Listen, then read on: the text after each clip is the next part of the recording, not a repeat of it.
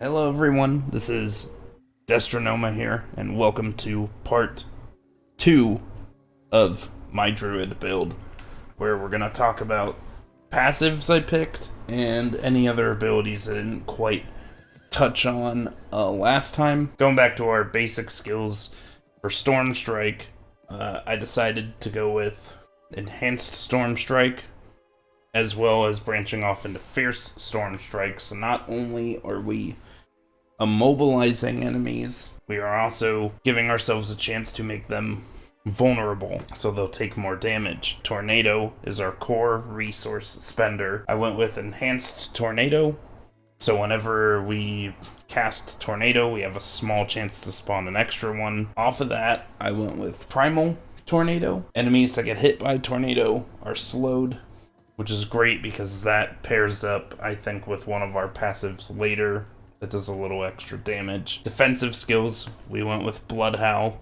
Like I talked about last time, our two passives reduce the cooldown of Bloodhowl every time we get a kill, and every time we use it, we get a 15% attack speed increase. Bloodhowl can double as a DPS increase and a defensive, depending on when we use it. Going down to companion skills, we went with Poison Creeper.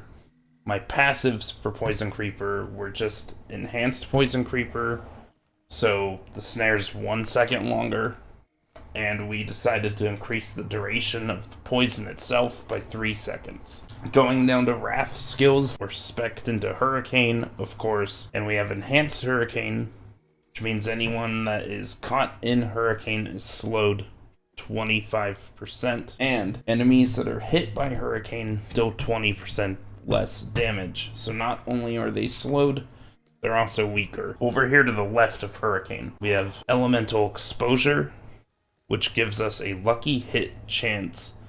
Your storm skills have a 10% chance to make enemies vulnerable. Then we went with Charged Atmosphere. Every 12 seconds, random lightning bolt just hits an enemy. From there, we went with Electric Shock, another lucky hit chance. Dealing lightning damage has a chance to immobilize them. If they are already immobilized, damage dealt to them is increased by 18%. To the right of that, we have Bad Omen, up to a 30% chance when dealing damage to a vulnerable, immobilized, or stunned enemy that a lightning bolt also hits, dealing almost 2,000 damage. And then lastly, Endless Tempest just increases the duration of Hurricane and Cataclysm. We want those abilities to last long. Going down to our ultimate skills, again, we ran with Cataclysm. We went with Prime Cataclysm, so that gives us 2 more seconds, which is another duration increase. Then we went with Supreme Cataclysm.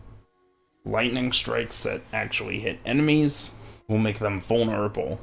So we have at least 2 or 3 abilities in our kit that will make enemies we're fighting vulnerable. We have a couple points in these passives here. We have 2 points in Defiance. Nature Magic skills deal 8% increased damage to elites. To the left of that, we have Circle of Life. Nature Magic skills that consume Spirit will heal us for 1% of our maximum life. It's not a lot, but we're throwing out tornadoes constantly, so that's a constant 1% heal. Natural Disaster, Earth skills deal 4% increased damage to vulnerable enemies.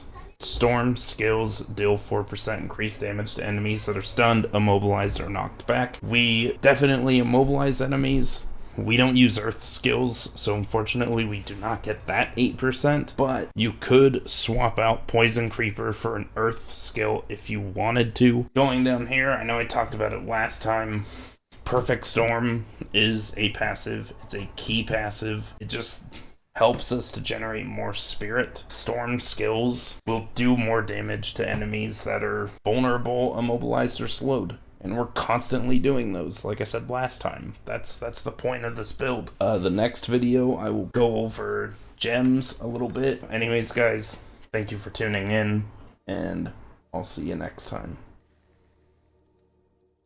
Hey guys, thanks for watching. If you liked the video, Don't forget to like, comment, and subscribe, and I'll see you all next time. Take care.